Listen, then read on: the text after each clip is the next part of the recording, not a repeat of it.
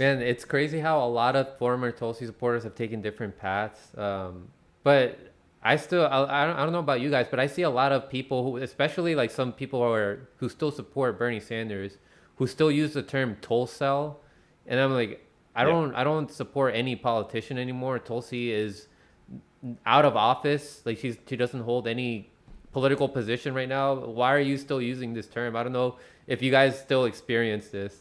Do you guys? Oh yeah, yeah. Not thrown my way that much, but I still see it tossed around a lot. It's just like anything that just does not sit with the norm of, I don't know, progressive leftists.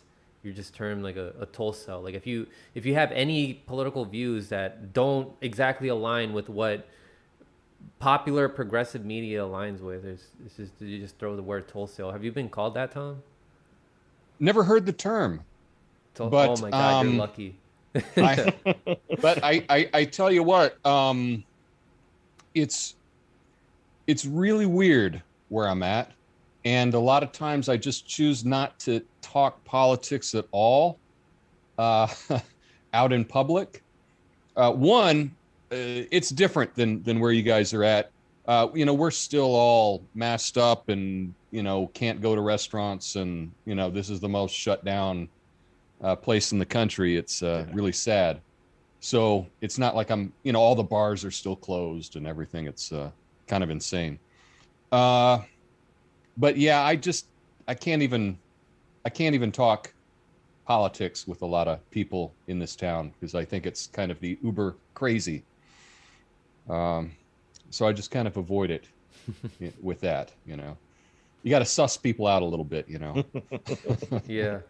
It's crazy to me though, like how much diversity she was able to pick up. Like this isn't one of our main topics today, but I just thought like it could be a good warm up here to talk about like what could it have been that attracted so many diverse ideologies to support someone like Tulsi Gabbard? Was it her um what was it her message on foreign policy? Like could this be the key to try to unite more people is to expose what the US does with our foreign policy?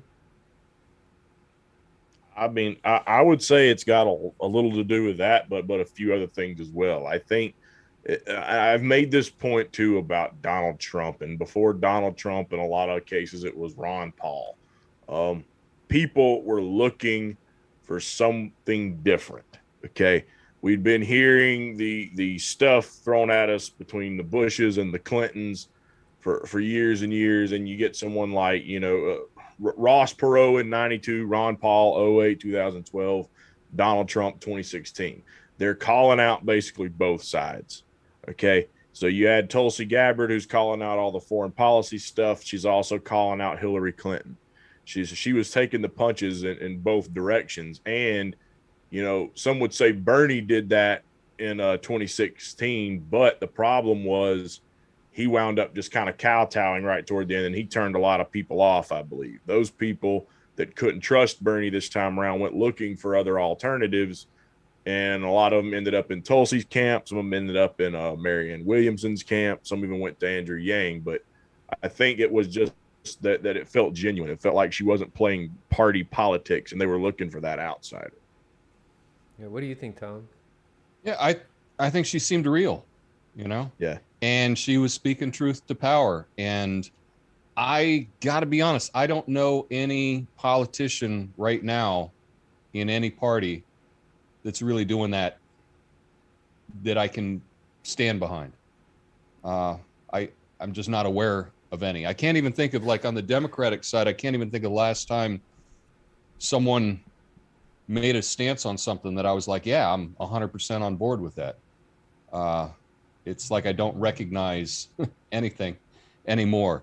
One of the things, like, why I got this silly tiki set and this, the Hawaiian shirts and everything, that I've always been a fan of it, and I've always had Hawaiian shirts and whatnot, but it was kind of Tulsi, being from Hawaii, and I was just like, oh, I can rock a Hawaiian shirt kind of in support. This was pre Boogaloo, Mm-hmm. um, to just kind of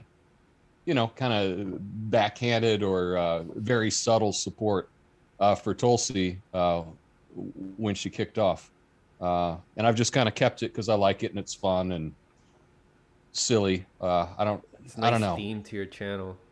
Yeah, but it's also I don't know, everybody's got a bookcase and it's kind of lame, you know. I read books too, but I'm not going to display them behind me, you know, as some kind of evidence that I'm, you know, that I can read, you know. Believe me, I read. Look at all these books behind me.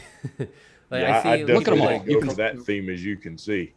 yeah, I see people like Kamala Harris do that, but it doesn't seem like she reads that much at all. It seems like she just does it for show. Like I see a lot of people that do that. That it seems like it doesn't mean that you're open minded. It just means that you read a lot of one topic, or you probably are just doing that for show.